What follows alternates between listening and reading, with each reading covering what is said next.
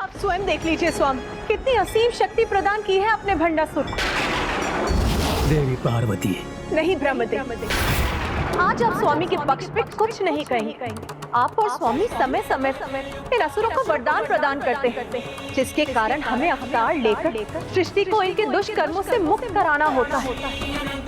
आज इसका उत्तर मुझे भोलेनाथ से ही चाहिए। शांत हो जाइए प्रिय। मैंने, ब्रह्मदेव ने, स्वयं आपने भी हमारे ही द्वारा निर्धारित नियमों के अनुसार इस कर्म प्रधान सृष्टि में कभी कभी ऐसे भक्तों को भी उनके कर्म का फल प्रदान किया है, जिन्होंने भविष्य में हमारे ही वरदानों का दुरुपयोग करने का संकेत दिया है। यही भंडासुर के साथ हुआ। पूर्व काल में वही तपस्या करने का सुफल तो उसने प्राप्त कर लिया, किंतु अब उसके भावी कर्म ही उसका आगे का भविष्य निर्धारित करेंगे। क्षमा कीजिए ना, मैं इस सत्य से परिचित हूँ, किंतु भंडासुर की शक्ति में इस अनियंत्रित वृद्धि को देखकर मैं विचलित हो उठी हूँ। माँ, भंडासुर को लेकर यदि कोई दोषी है तो वो मैं ही हूँ, क्योंकि मैंने ही उसे आकार दिया, जीवन दिया, और अब तो मुझे इस बात की चिंता है कि वो अन्य ब्रह्मांडों में भी अपनी सत्ता स्थापित करने जा रहा है। अर्थात वैसा हो रहा है जैसा ज्ञान मूर्ति प्रभु हैग्रीव ने कहा था। ऐसा ही होना था, क्योंकि यही माता पराशक्ति की लीला है। प्रणाम ज्ञान मूर्ति प्रभु हैग्रीव। माता की लीला के अनुसार भंडासुर की शक्ति में वृद्धि होने से उसे कोई नहीं रोक सकता। माता पराशक्ति? किंतु ऐसा तभी होगा जब तक वो स्वयं कोई बड़ी भूल नहीं करता, क्योंकि जिस दिवस स्वयं उससे ऐसा कोई दोषपूर्ण आचरण हुआ तो उसके पतन का आरंभ हो जाएगा।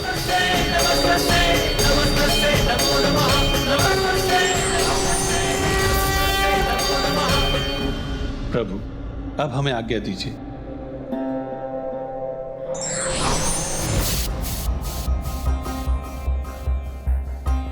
जिस दिवस स्वयं उससे ऐसा कोई दोषपूर्ण आचरण हुआ तो उसके पतन का आरंभ हो जाएगा।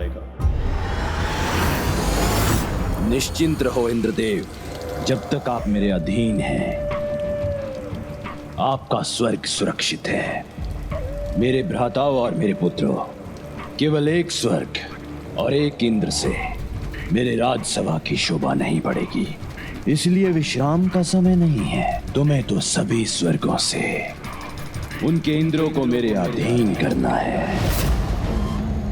और ये स्वर्ग ही क्यों, ये ब्रह्मांड, और ये ब्रह्मांड ही क्यों, अनेकों ब्रह्मांडों में मेरे साम्राज्य का विस्तार करना होगा। मेरे साम्राज्य का विस्तार करना होगा।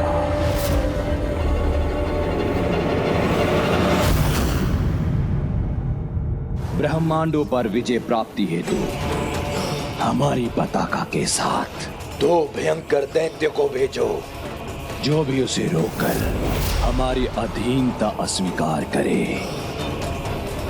उसे धूल दूसरित कर दो।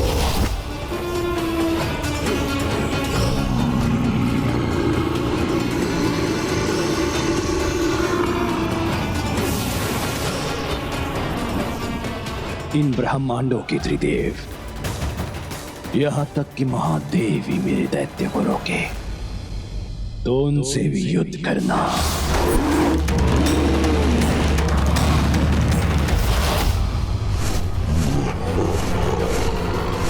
सभी ब्रह्मांडों के त्रिदेवों का सम्मान करते हैं हम, किंतु महान असुर महानायक भंडासुर के आदेशानुसार ये घोषणा करते हैं कि कोई हमारे इन दैत्यों को रोकने का दुस्साहस ना करे, अन्यथा हमसे युद्ध करना होगा।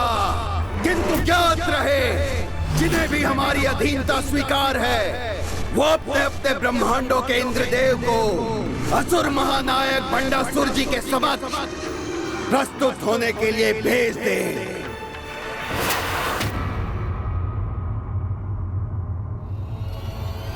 ये क्या, किसी भी ब्रह्मांड के त्रिमूर्ति भंडासुर के दैत्य को रोकने का प्रयास क्यों नहीं कर रहे? सभी ब्रह्मांडों के त्रिदेव हमारे महादेव द्वारा भंडासुर को दिए वरदान का सम्मान कर रहे हैं भैया। किसी भी ब्रह्मांड में किसी ने भी हमारे असुरों को रोकने का प्रयास नहीं किया।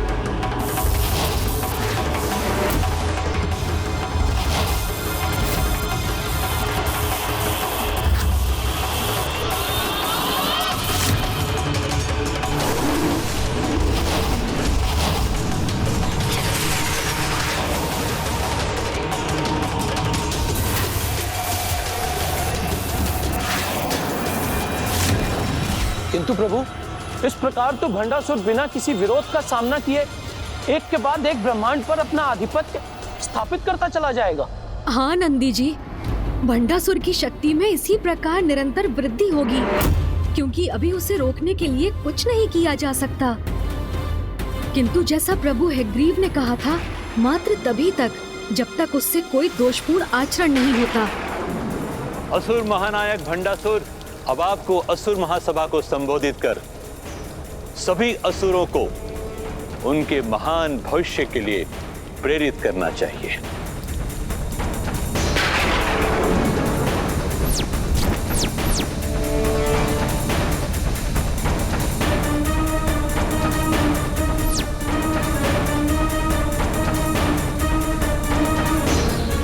रुकिए, ये पालकी आप नहीं, हमारे विशेष अतिथिगण उठाएंगे।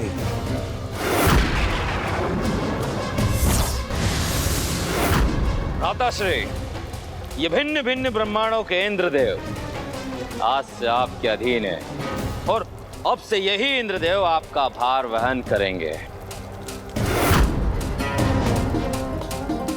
ये जो भी हो रहा है सर्वथा अनुचित है, और हम आपके लिए प्रत्येक विजित ब्रह्मांड का एक प्रतीक भी लेकर आए हैं।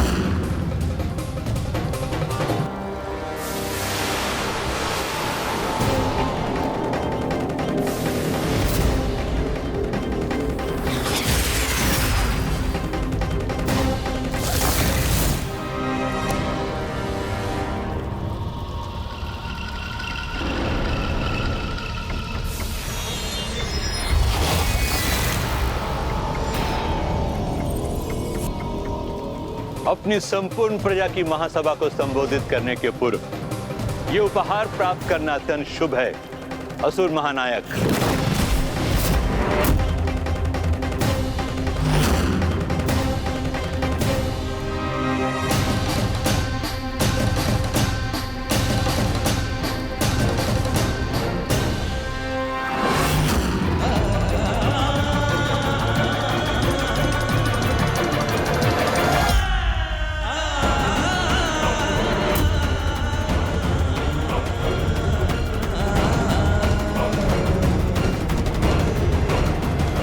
हमारे ब्रह्मांड के इंद्रदेव के साथ अन्य ब्रह्मांडों के देवराज भी ऐसे अपमानित हों, ये मैं सहन नहीं कर सकता।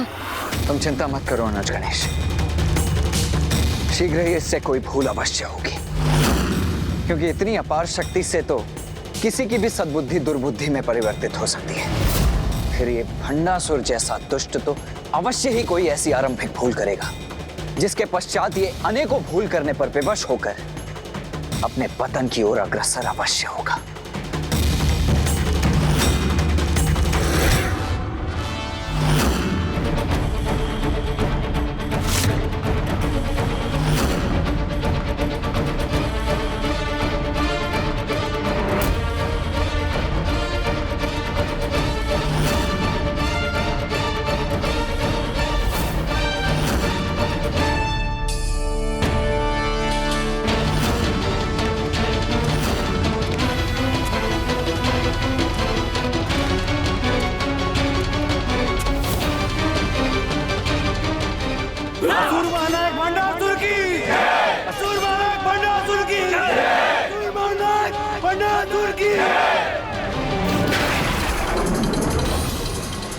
मेरे असुरों, दैत्यों, दानवों और राक्षसों, आपके इस नवीन महानायक की सत्ता के साथ हम असुरों की विजय के नवीन युग का आरंभ हो गया है।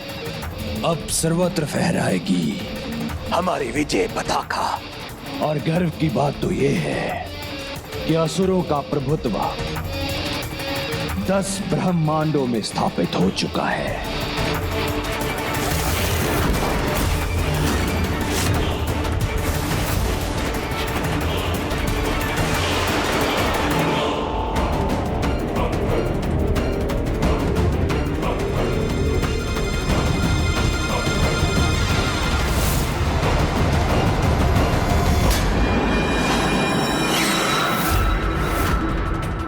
असुर महानायक भंडासुर जी की, असुर महानायक भंडासुर जी की, असुर महानायक भंडासुर जी की।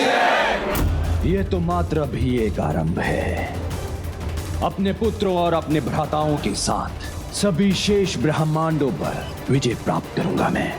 इसलिए आप सभी तो बस धन, काम, क्रीड़ा और मदिरा का आनंद लीजिए, क्योंकि मेरे राज्य में किसी पर कोई बंधन नहीं।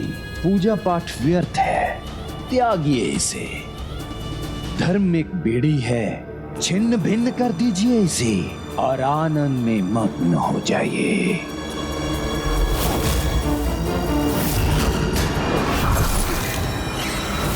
मोह से ही आनंद है। जिस पर भी मोहित हो जाओ, उस पर अपना अधिकार स्थापित करो। लोभ करो और अधिकतम एकत्रित करते जाओ। ईर्ष्या से मिलती है सत्ता। सबसे अधिक तुम्हें ही प्राप्त होना चाहिए। काम रहित सब अधूरा है। जिसके साथ इच्छा हो उसके साथ ही काम का संबंध स्थापित करो। मेरे साम्राज्य में जो इच्छा हो वही करो। सब चलता है।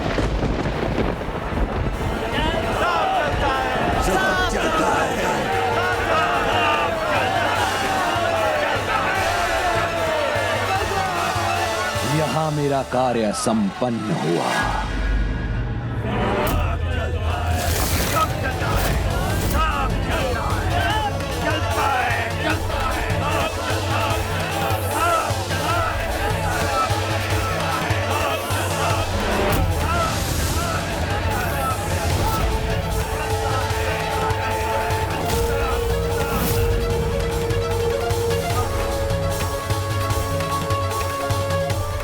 क्या यही इस भंडासुर के अंत का आरंभ नहीं?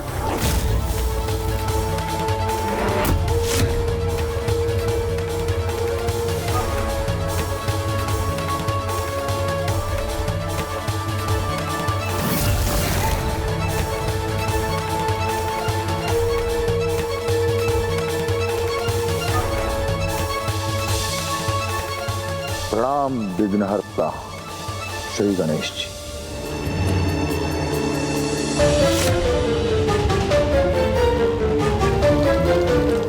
बाहर और भीतर के नियम पृथक हैं। यहाँ हमारी इच्छा अनुसार नहीं, जो होगा धर्म अनुसार होगा।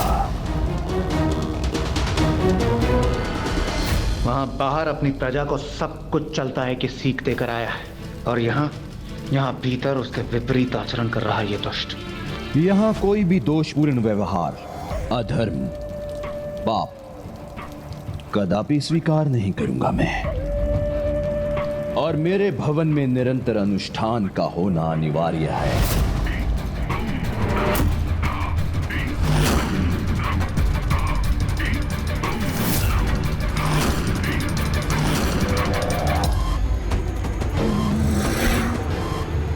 अचंभित हो गए क्या? किंतु सत्य तो यही है, धर्म, पूजा पाठ बेड़ियां नहीं, वो पुष्प हैं जो आपके भविष्य का मार्ग सुगम बनाते हैं। आज से हर दिवस 24 घंटे 1,00,000 कुंडीय यज्ञ होगा। प्रतिदिन शिवलिंग का अभिषेक और गणेश जी की प्रतिमा का पूजन भी अवश्य होगा। और पूजा पाठ ही पर्याप्त नहीं, उनका उचित फल तो तभी प्राप्त होगा यदि उनके साथ सभी 16 संस्कारों का भी पालन होगा। बाहर सब चलता है और घर के भीतर इतनी धर्मपरायणता।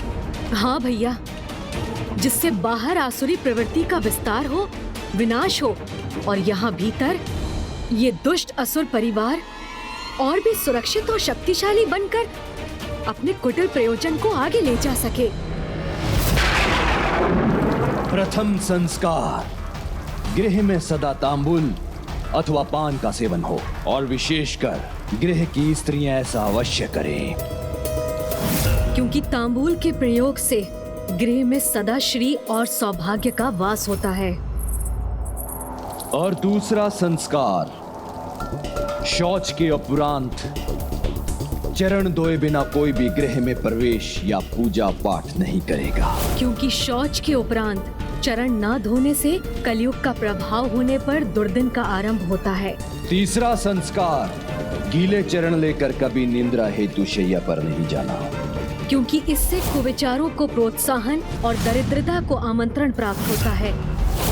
और चौथा संस्कार, निर्जन स्थान पर कभी अकेले निंद्रा नहीं करना। इस संस्कार के पालन से शत्रुघात का भय क्षीण होता है।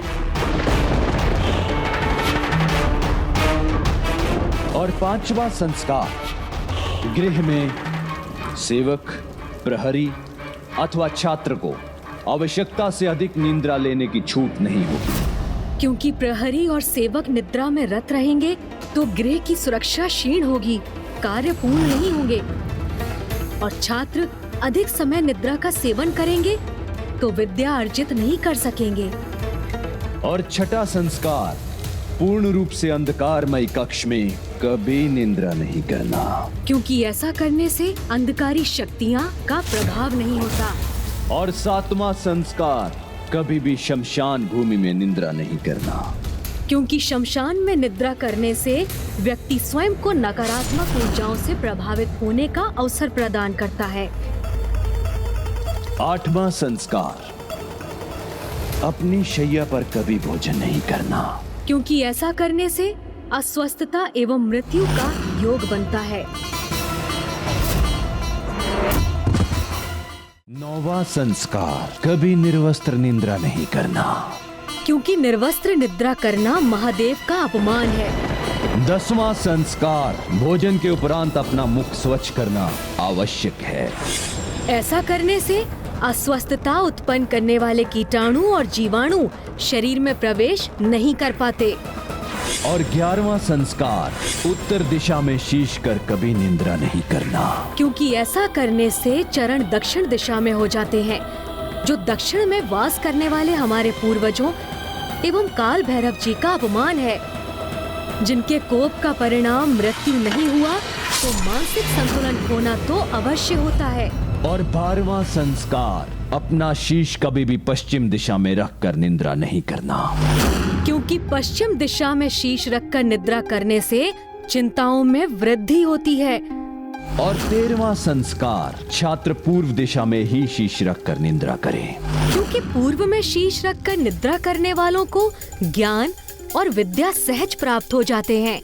और 14वां संस्कार, छात्रों के अतिरिक्त अन्य सभी दक्षिण में ही शीश रखकर निद्रा करें, क्योंकि दक्षिण में शीश कर निद्रा करने वालों को धन, विद्या, यश, स्वास्थ्य, दीर्घायु सभी प्राप्त हो जाते हैं।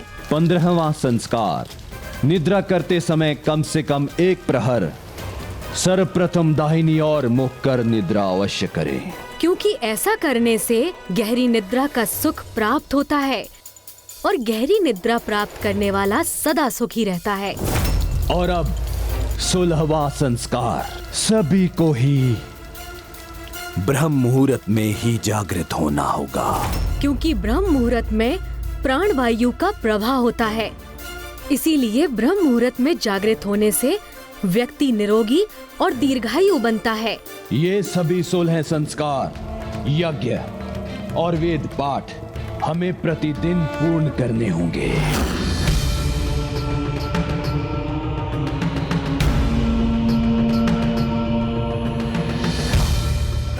मुझे इसे धर्म पथ से भटकाने के लिए कोई उपाय तो सोचना ही होगा।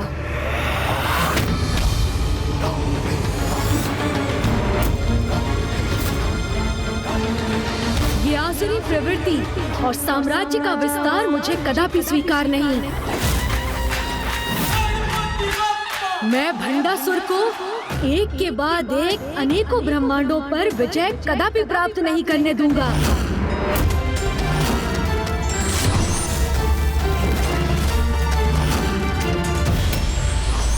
जिस गृह में 16 संस्कारों का पालन होता है, प्रभु की कृपा से वहाँ सुख, समृद्धि एवं संपन्नता का सदैव वास होता है।